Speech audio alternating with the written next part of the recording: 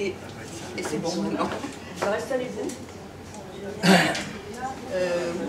Vous pouvez déplacer des chaises aussi.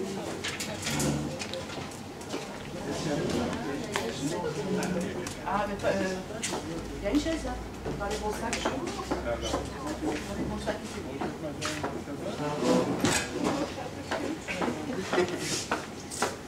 Bienvenue à tout le monde. Merci d'être venu par cette chaude après-midi du mois de juin. Mais vous avez fait le bon choix, parce que c'est une fin d'après-midi exceptionnelle, je pense que nous allons vivre aujourd'hui, avec une artiste que nous avons déjà rencontrée, en vérité, à Argelès. Elle est venue exposer à la Galerie Marianne il y a quelques années, je ne sais plus quand exactement, et déjà on avait été fascinés par son travail, qui se faisait des deux côtés de la Méditerranée, donc en Mauritanie, et avec un écho à l'époque à Vernet-les-Bains. À l'époque, elle avait fait un écho comment dire, une grande fresque qui a été faite avec des jeunes des deux côtés donc, de la Méditerranée. Alors Françoise Dexmier a vécu pendant 10 ans en Mauritanie en faisant de temps en temps des allers-retours dans le Roussillon.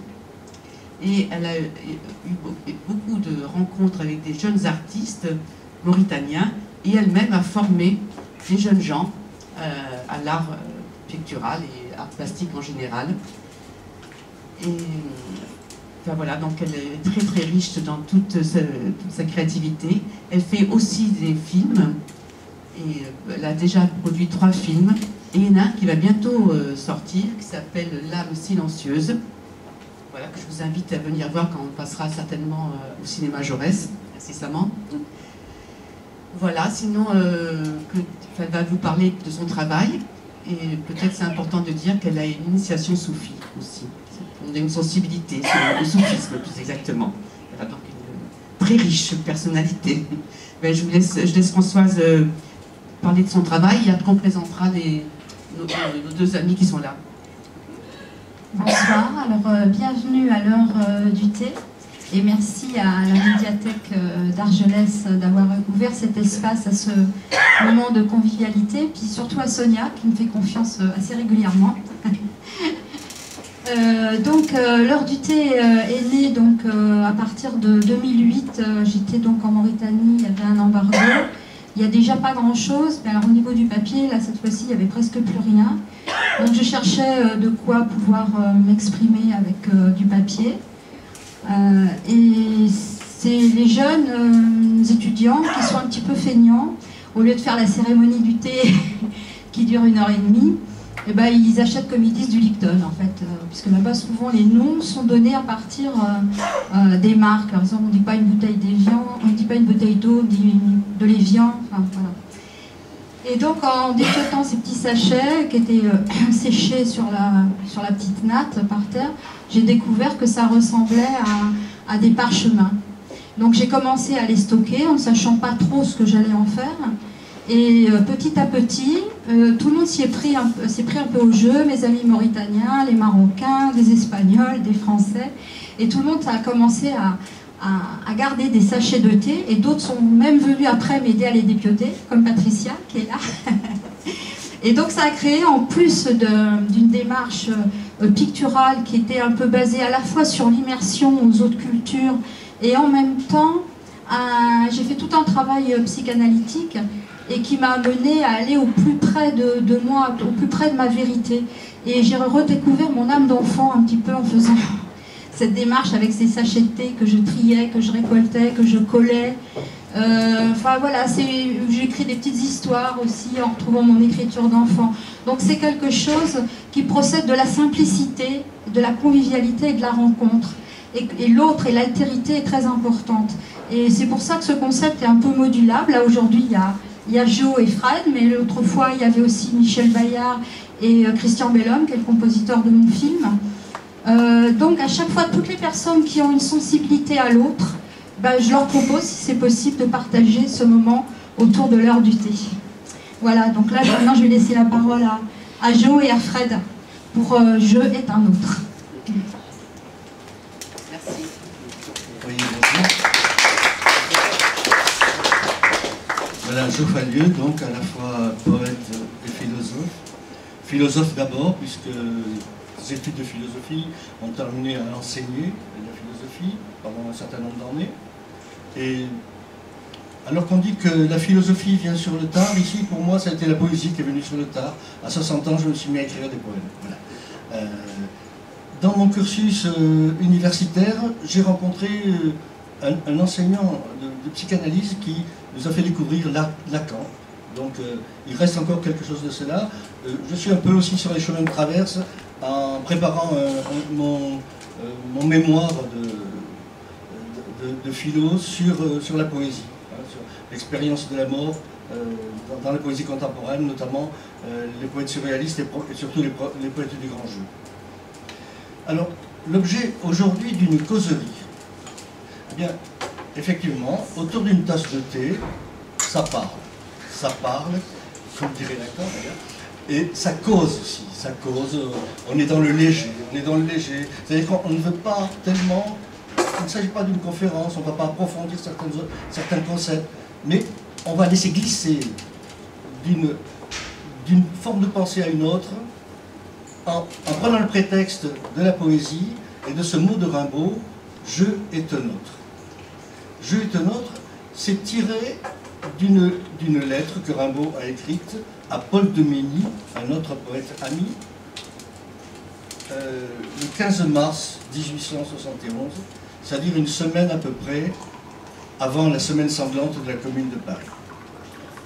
Dans cette lettre du voyant, Rimbaud envoie en même temps des poèmes forts, comme Chant de guerre parisien, Mes petites amoureuses, Accroupissement. Voilà. Donc on est à un moment où Rimbaud écrit avec cette lettre du voyant un véritable manifeste de poésie. Une poésie de rupture, une poésie de révolte. Le poète révolté qui était Rimbaud, insurgé parce que, en communion avec la commune, peut-être Rimbaud n'aurait pas été ce poète-là des illuminations et de la saison en enfer, s'il n'avait pas vu et vécu d'une certaine manière, même très peu, la commune de Paris. Donc, Rimbaud, ce poète se mêle devant, qui va partir subitement pour le Harar, vers Aden, et oublier complètement ce qu'il avait construit, ce qui était peut-être devenu, ou justement, ce qu'il n'avait pas pu devenir en France. Un mot de René Char, un texte de René Char sur Rimbaud, dit « Tu as bien fait Rimbaud de partir hein, vers d'autres horizons, c'est tellement moche ici. Hein, voilà. Je vais maintenant laisser la parole à Fred pour se présenter à son tour, et puis on branchera sur le problème lui-même, c'est-à-dire d'une part partir de Rimbaud, mais ne pas rester non plus à Rimbaud lui-même, voir comment, à partir de Rimbaud, on peut trouver argument pour la philosophie et la psychanalyse. Il y en a deux. C'est l'altérité poussée à son point extrême. Bonjour et tout. Je suis Fred Friège. Comme vous l'entendez sûrement, je suis allemand et le français est donc pas ma langue maternelle. Je m'excuse d'ores et déjà de mon accent et des écarts sémantiques et syntaxiques de mon langage. Merci. Et aussi, je vous prie de m'excuser de mon état de fatigue. Je travaille pour SOS Psy la nuit. Et donc, une demi-heure de sommeil, c'est un peu juste. Donc, je me sens un peu étranger à moi-même aujourd'hui. Ça tombe bien dans le sujet. Et donc, je suis psychologue, docteur en psychologie et psychanalyste. Intervenant au sein de SOS Psy, surtout auprès de sujets très marginalisés, dans les squats, dans la rue, etc. Et dans des états très souvent psychotiques.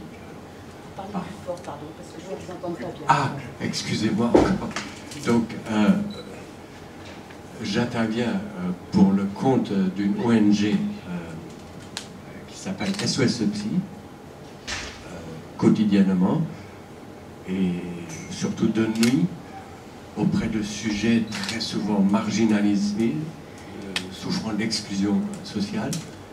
et qui présente fréquemment des troubles qu'on appelle psychotiques, c'est-à-dire que Lacan attribue à la forclusion du nom du père, et que ma démarche d'aller vers eux, apparemment, permet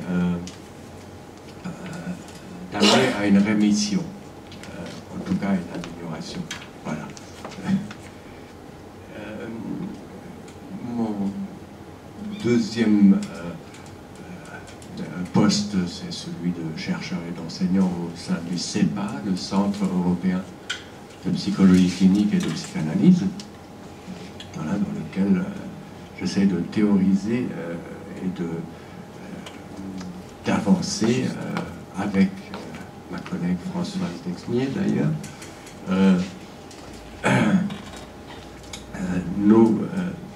les données empiriques que je suis amené à recueillir au jour le jour à SOS Psy, et notamment pour soigner des sujets atteints de troubles psychotiques, mais aussi de perturbations liées à l'ingestion d'hallucinogènes. C'est de une grande mode de prendre des choses comme le LSD, etc.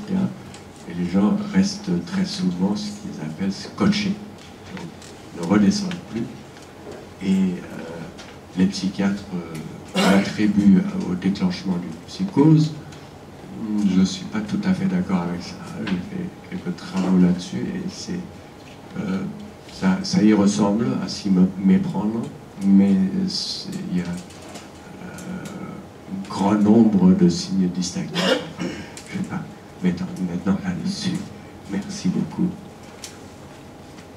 Voilà, donc on revient sur Rimbaud, sur cette phrase un peu sibylline, « je est un autre », un oxymore, hein. Je suis je ou je suis l'autre, il faudrait savoir. Non, je est un autre. Ça veut dire qu'il y a quelque chose là-dedans qui va creuser, qui va nous obliger à penser autrement le jeu. Or, le jeu, il trouve son origine dans la philosophie. C'est d'abord ce qu'on pourrait considérer comme étant le moi ou le sujet de la connaissance. Et si on remonte, puisque Rimbaud fustige dans son texte de la lettre du voyant, ceux qui ont fait du moi une chose complètement borgnesque dans laquelle on ne peut pas se reconnaître, etc. Donc le moi qui est visé, c'est le moi comme étant au centre de l'activité de l'homme comme sujet de connaissance. Celui qui pose, qui fonde le savoir. Et on peut remonter pour cela à Socrate, à Platon, passer par d'autres auteurs, notamment, on va s'arrêter peut-être un petit peu sur Descartes. Hein, voilà, alors des gens qui ont, Montaigne également, qui ont du moi une certaine conception, celle d'un outil de production du savoir. Chez Platon, par exemple, le connais-toi toi-même, hein, le connais-toi toi-même, c'est une façon de dire allons au centre de la pensée pour la trouver tonifiante, et c'est l'allégorie de la caverne qui va permettre de dire nous allons vers, pour fonder la connaissance, il faut aller vers les idées, hein, de vrai, de bien, de beau, qui, une fois qu'on a trouvé l'essence des choses, on peut revenir vers l'analyse des choses dans leur réalité. Voilà, bon, il ne s'agit pas de revenir sur un cours de philo, mais va se fonder comme ceci, une idée, une représentation du moi qui est celle du sujet de la connaissance. Montaigne va reprendre un peu cette représentation de ce moi en disant que à partir du moment où je peux me connaître moi-même, je connais les autres, je connais tous les autres. Le moi fonde l'universel. Voilà, donc une façon de dire, il suffit en fait de se raconter pour savoir comment est la nature humaine. Pascal reprendra en disant le sot projet que Montaigne de ce peintre. Si on va chez Descartes, c'est l'histoire du cogito. Hein. Le cogito, c'est une manière de dire, mais où sont les fondements? Qui peut dire qu'il connaît quelque chose? Descartes va faire table rase, en quelque sorte, de ce qui émerge dans la logique de l'époque, hein, en fait, dans tout ce qui est un acte avec les syllogismes, etc. Et il va dire, non, la méthode de Descartes va être un retour sur le « je pense ». Je pense, donc je suis, hein, ça c'est une façon un peu écourtée de réduire Descartes à cela, mais le jeu de la connaissance est encore ici au fondement. Il est au fondement donc de toute une compréhension scientifique de l'univers, et Descartes parle bien de fonder une mathésis universalis, une mathématique universelle qui permette de devenir comme les maîtres et possesseurs de la nature. Alors, on pourrait parler également d'autres philosophes, hein, comme Leibniz, Spinoza, mais là, on reste sur le propos de Rimbaud. Si on dit « je est un autre » avec Rimbaud, alors il se passe quelque chose d'assez extraordinaire. C'est une véritable rupture, c'est une véritable bombe qui est mise dans la représentation du moi. Pourquoi? Parce qu'en fait, finalement, ce que va découvrir Rimbaud, peut-être malgré lui, c'est que je suis habité par un autre que moi. Si je suis habité par un autre que moi, c'est que la corporéité du moi, en quelque sorte, elle est double, elle est complexe, et on faut aller chercher au profond de soi pour comprendre ce qui agit en moi. Si je est un autre, c'est que subitement, je sens parler l'autre en moi.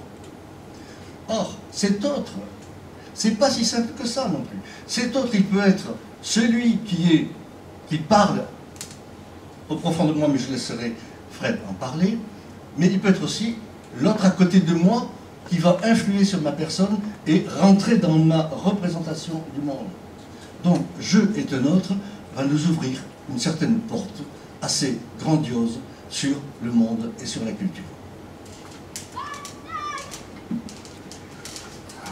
Je trouve que tu as fait une excellente analyse de Rimbaud, et tu es aussi lacanien que moi, j'ai l'impression, car effectivement, la façon dont tu abordes ici la question de l'autre et de l'exploration de l'altérité, qui est proprement socratique, parce que Platon s'est d'abord inspiré de Socrate, implique un peu le retrait de l'analyste ou du psychologue pour permettre l'émergence de la parole et donc du sujet, pour qu'il retrouve sa position et son désir.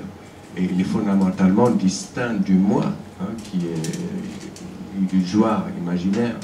C'est une surface de projection, comme disait Freud.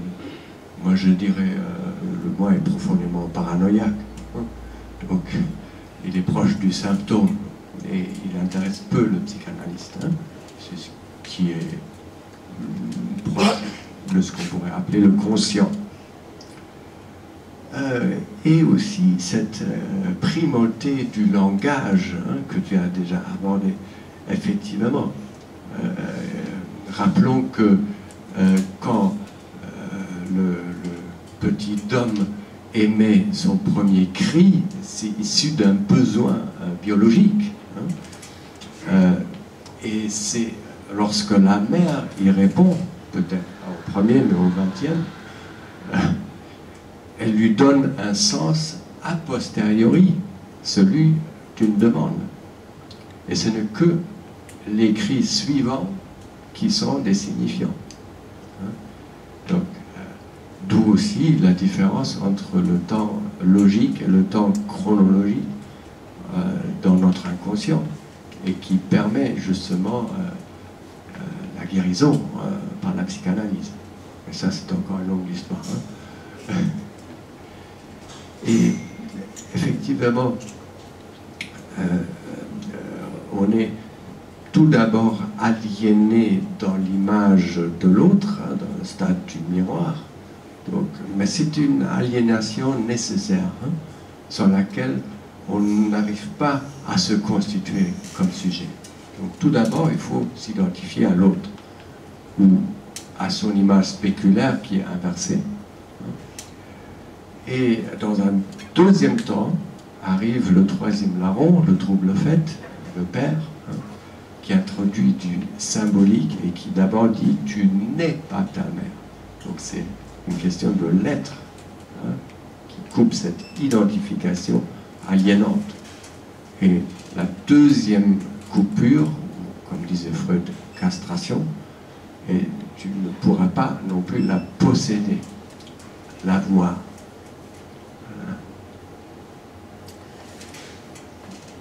Voilà, oui, bon, alors, je pense qu'on pourrait continuer sur cette double orientation que nous permet je et de notre. D'une part, effectivement, la notion psychanalytique qui consiste à dire l'autre qui est en moi, c'est le désir refoulé. C'est le désir, du moins, qui n'a pas réussi encore à s'exprimer. La poésie va être précisément un point, un moment où le désir peut filer par le langage, peut se faufiler par le langage vers une expression qui va libérer l'essentiel de soi-même, ce qui est au profond, c'est-à-dire cet autre en moi. Cet autre en moi qui n'est d'autre que l'inconscient, en définitive, mais brimé, refoulé, et qui va s'éparpiller à travers les mots. Alors, quelqu'un qui, à côté de Rimbaud, justement, un autre que Rimbaud, un autre poète, Mallarmé, hein, va très bien modifier la structure du verbe poétique en écrivant d'une manière où le mot devient la puissance même du langage poétique. Ce n'est plus quelqu'un qui pense, mais les mots qui se pensent à travers ce que je dis en tant que poète. Donc, décrypter ainsi ce qu'est le langage poétique, c'est une démarche qui va être celle de Rimbaud en premier, mais aussi de tous les poètes qui vont suivre et qu'on peut véritablement qualifier de poètes. Les surréalistes sont au premier rang de ceux qui vont entendre Rimbaud à la lettre. Ce jeu de nôtre va résonner en eux comme étant le moment où peut se libérer une pensée enfouie, une pensée qui va devenir, précisément, à travers la symbolique du langage poétique, une pensée vraie, une pensée qui exprime l'être réel de l'homme, et non plus tout un paraître, et non plus toute une représentation de soi qui est celle, justement, de la tradition philosophique, etc. Donc, langage poétique d'une part, mais en même temps, dans cette sorte de complémentarité, l'autre, c'est l'altérité, c'est l'alter ego, c'est celui qui est à côté de moi. Et, en tant que tel, je me nourris aussi de l'autre par la culture, par l'environnement, la rencontre avec l'autre, suivant que j'intègre en moi ce qu'il est ou ce qu'il fait, eh bien, elle va faire changer ma façon de penser. Donc, vous voyez, il y a une sorte de préconscient qui entre en ligne de compte, là, et qui va permettre, justement, au jeu de devenir autre. Et pour compléter cette notion, c'est que quand je pense à l'autre, moi en tant que je, il suffit que je mette le miroir spéculaire, hein, pour penser que face à moi, en face de moi plutôt, en face de moi, il y a non pas un autre, mais un jeu. Et je deviens l'autre du jeu, de l'autre jeu.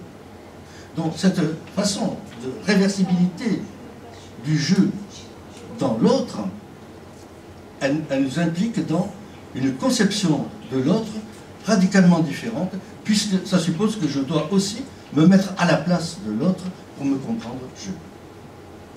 Voilà. Quand j'ai dit les surréalistes ne s'y sont pas trompés, c'est effectivement de ça qu'il s'agit. Changer la vie, disait Rimbaud, transformer le monde, a dit Marx. Ces deux mots d'ordre, pour nous, n'en font qu'un.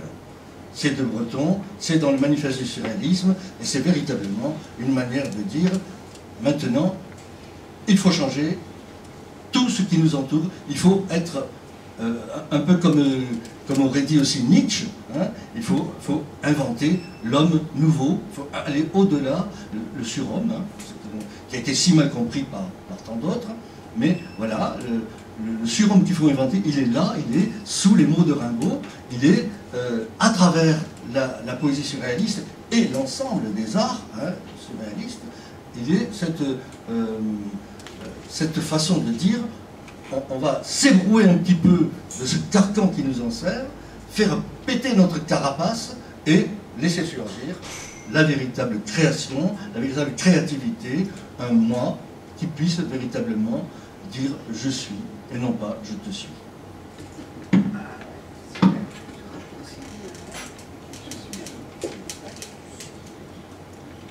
Effectivement, ça laisse rêveur.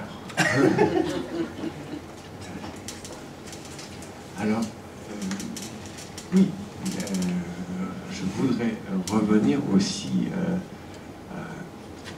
au propos de cette exposition qui justement inclut cette question de l'autre. Et à mon sens, le concept qui sous-tend tous ces tableaux que vous voyez ici, qui sont réalisés avec des sachets de thé, dépliés, collés, teintés, comporte, selon moi, une très grande importance du point de vue interculturel. C'est-à-dire, ce concept me paraît foncièrement basé sur les idées intimement liées de transmission, d'échange et de partage. Et ces œuvres me semblent véhiculer en elles-mêmes la notion de transmission. D'abord par le biais de leur support original, qui renvoie à une tradition mauritanienne ancestrale et qui est liée à l'hospitalité, la convivialité, c'est-à-dire à l'accueil de l'autre. Puis, en laissant entrevoir les traces de l'acte créateur et de son déroulement spatio-temporel, mais aussi à travers la contribution de la chaîne humaine qui, de la Mauritanie en passant par le Maroc et jusqu'en France, a participé à collecter ces sachets.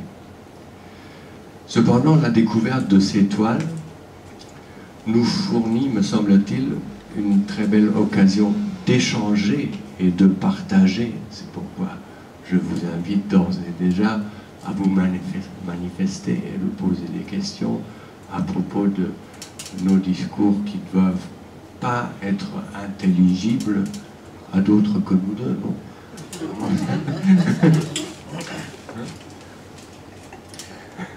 Alors, je voudrais quand même, avant de passer à un débat, vous parler d'un concept, d'un terme qui m'est venu en écrivant des poèmes. Et ce terme, c'est celui d'autritude. Je vais vous lire d'abord le premier poème dans lequel il est apparu. C'est tiré d'un de mes recueils poétiques, malheureusement épuisé aujourd'hui. Et c'est le quatrième de couverture, Devenir chien. Surgissent ces visages, toujours, comme des voyeurs, avec ces échappatoires de regard, tendus comme une exigence, où se noie toute identité, dans cette impossibilité d'effacer l'autre, avec ces regards indispensables vissés au ventre, comme la dimension incoercible d'un silence infini, où je me sens devenir chien. Étonné d'autant d'autritude, où défilent des fantasmes de hareng, où le miroir ovale régurgite la saveur d'un peut-être, où je n'existe pas encore, mais qui est là, comme en suspens.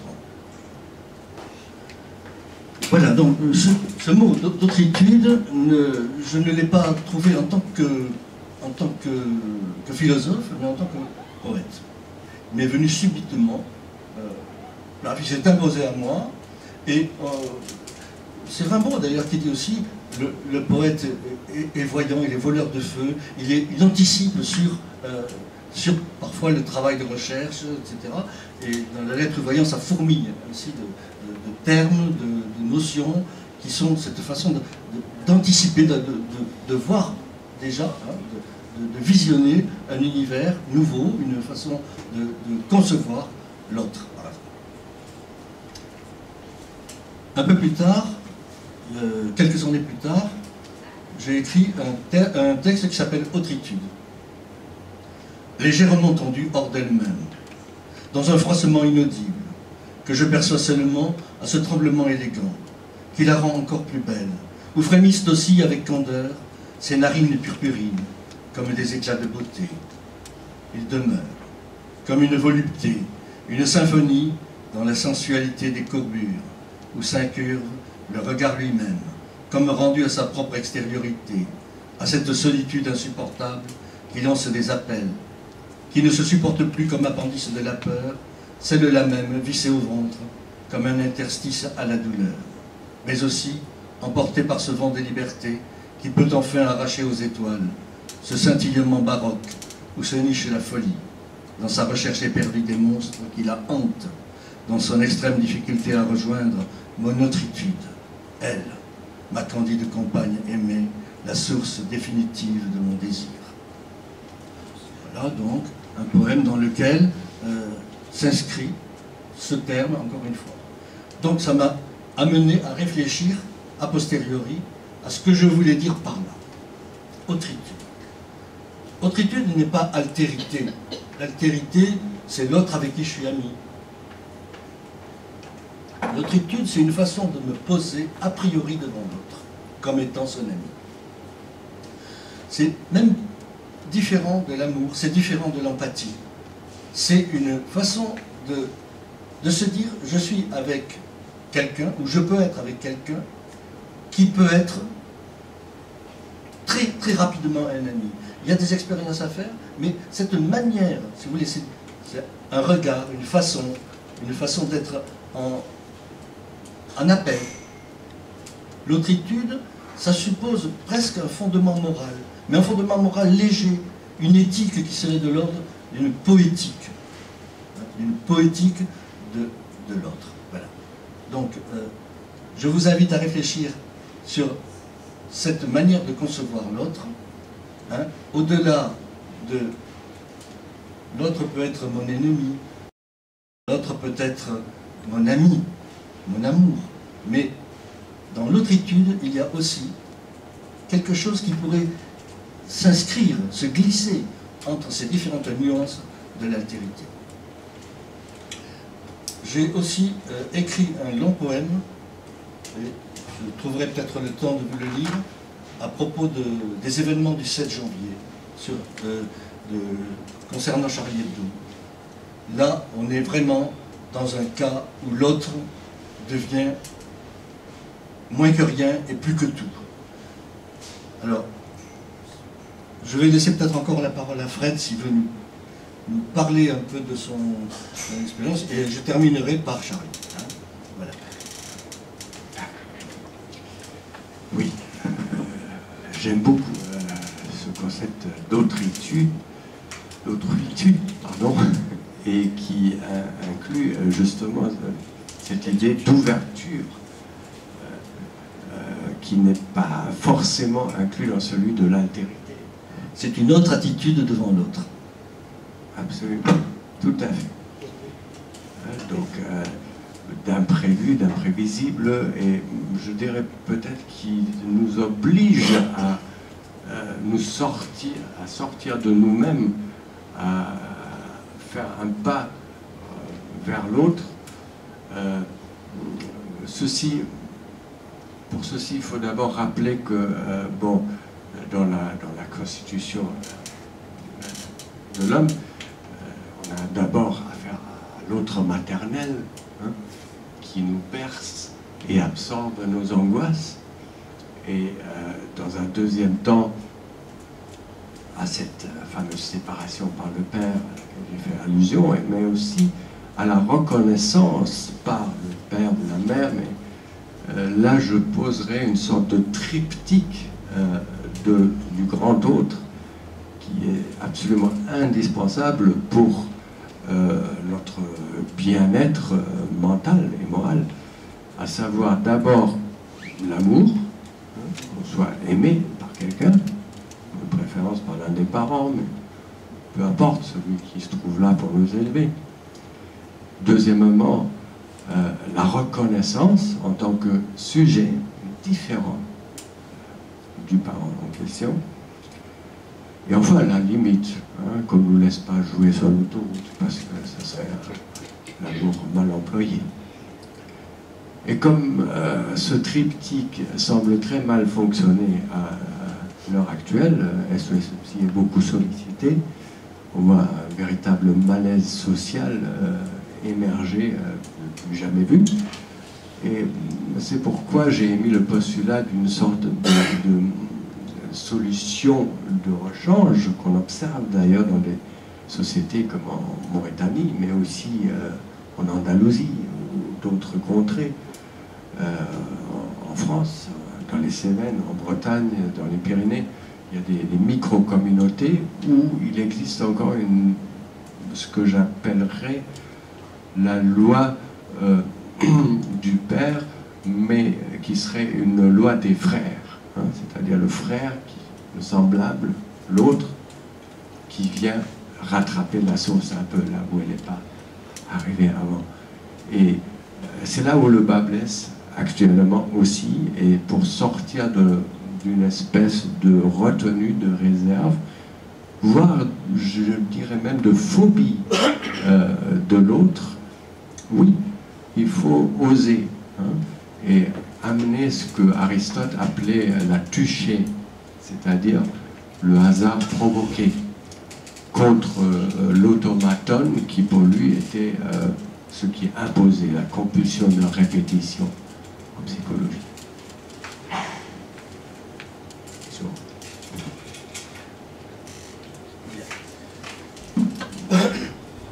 Bon, après avoir donc expliqué que le concept dont j'ai parlé venait d'une émergence poétique, après avoir essayé d'expliquer un petit peu ce que j'entendais par votre étude, je vais vous lire donc le poème de Charlie qui me semble illustrer parfaitement ce dont il est question de façon sous-jacente à travers Charlie.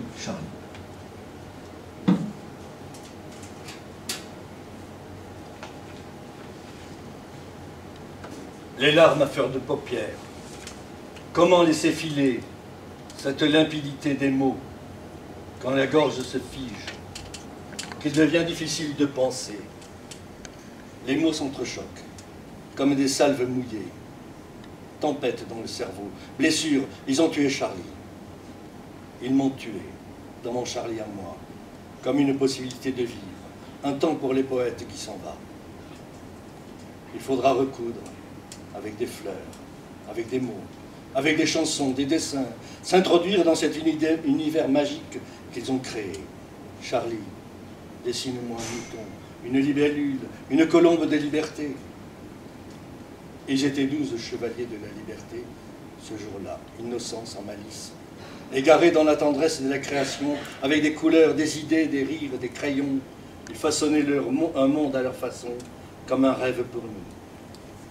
Être Charlie, rien qu'une heure dans sa vie, dans un jour. Être en partance, comme en poésie, avec cette suspension du sens qui colle tant aux images.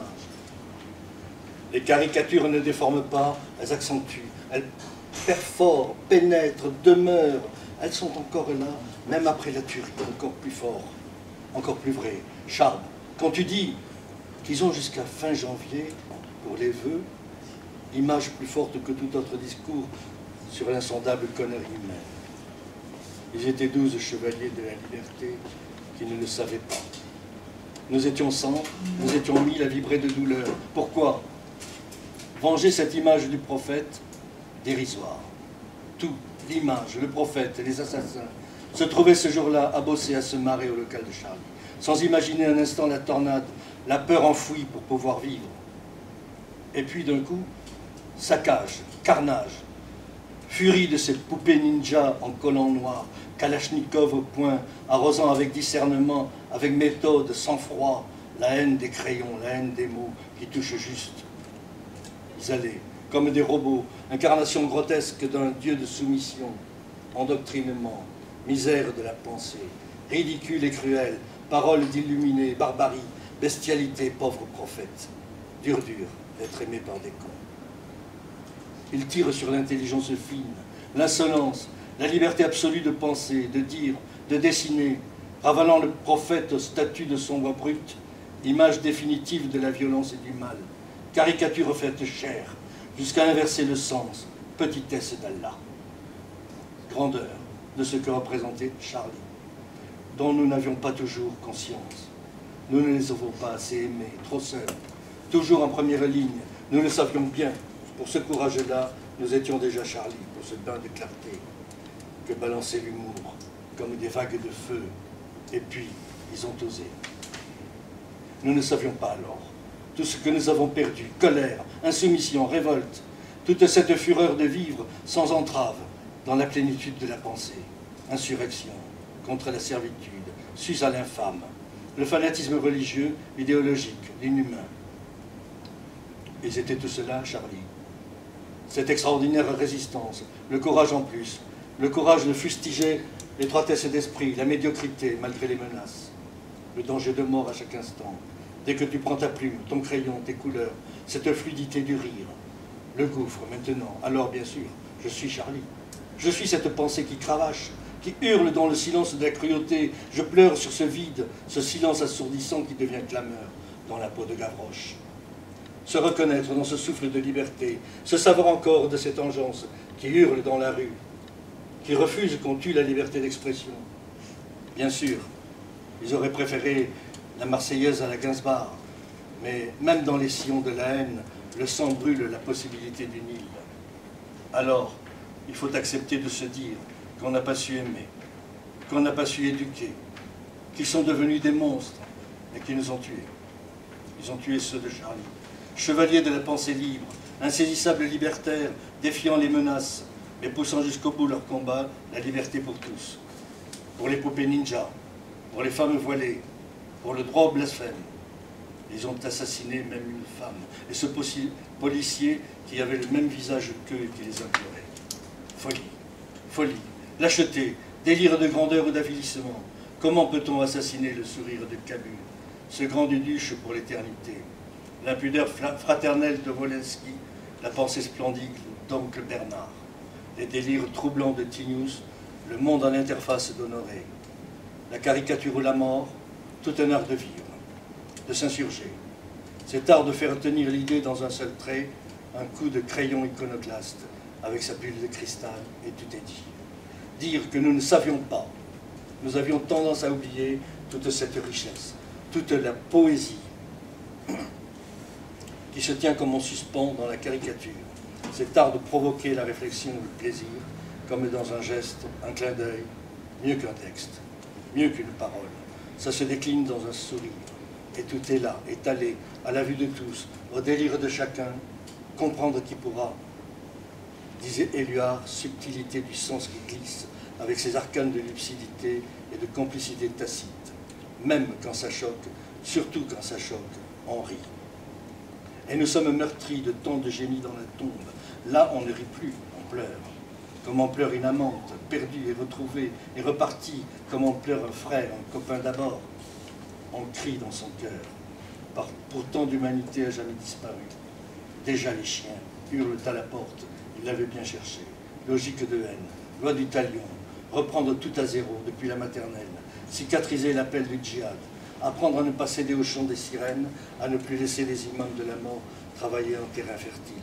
Assassin. Garder l'esprit Charlie après ça. Remonter la pente, le cœur dans les talons. Nous sommes orphelins, mais d'autres viendront.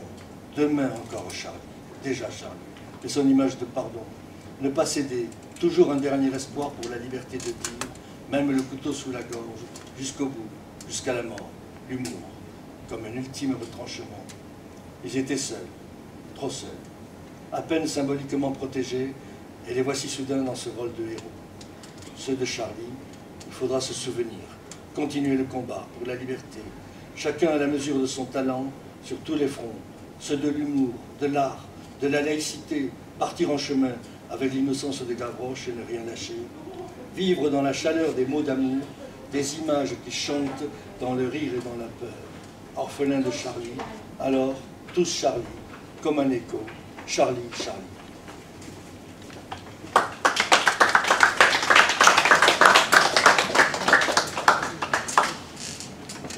Ben voilà, le débat est ouvert à partir de maintenant. Si des questions viennent pour cet ensemble hétéroclite, peut-être, enfin, en tout cas, voilà. Moi, autant j'étais très sensible à tout Le débat, tout ce que tu as dit sur l'altérité, enfin, moi je suis pas Charlie. Autant je trouve dramatique évidemment l'assassinat des dessinateurs, enfin aussi qu'on construit c'était notre jeunesse, quoi, disons, hein, c'est notre génération, c'était des personnages importants. Bien que moi j'ai jamais adhéré à 100% parce que j'ai trouvé, enfin, par rapport à un assassinat, c'est toujours gênant de dire que c'est affreux ce qu'ils ont vécu, parce que la fin de leur vie est affreuse, quoi, et plus que ça. Mais il y avait le côté misogyne que, enfin, en tant que femme, je l'apprécie pas tellement, quoi, voilà. J'ai pas assez d'humour, certainement. Mais bon, c'est mon côté, voilà, c'est la seule chose qui ne marchait pas. Mais par ailleurs, il y a plus que ça. En dehors de la personnalité et par rapport à la culture, notre culture française, européenne, française d'abord, l'esprit Charlie correspond à ça. Là, je ne sens pas l'altérité. Je sens qu'il y a une rupture d'altérité.